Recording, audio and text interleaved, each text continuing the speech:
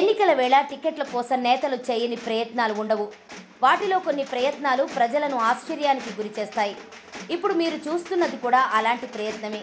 అల్లూరి జిల్లా పాడేరు నియోజకవర్గానికి చెందిన తెలుగుదేశం పార్టీ నేత గిడ్డి ఈశ్వరి టికెట్ దక్కించుకోవడం కోసం మోదకొండమ్మ తల్లికి మొక్కులు చెల్లించుకున్నారు.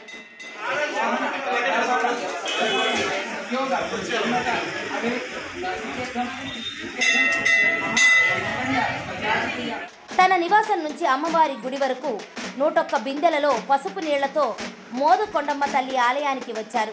గుడి చుట్టూ ప్రదక్షిణలు చేసిన అనంతరం పసుపు నీటితో అమ్మవారికి అభిషేకం చేశారు. అనంతరం ప్రత్యేక పూజలు నిర్వహించారు. ఈ సందర్భంగా కొంతమంది భక్తులు నృత్యాలతో ఆకట్టుకున్నారు.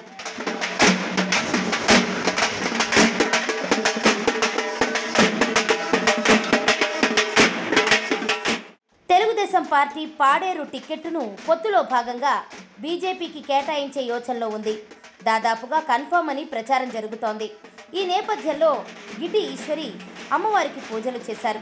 ఆ తల్లి చల్లని చూపుతో చంద్రబాబు నాయుడు టీడీపీ టిక్కెట్టు తనకే కేటాయించాలని వేడుకున్నారు.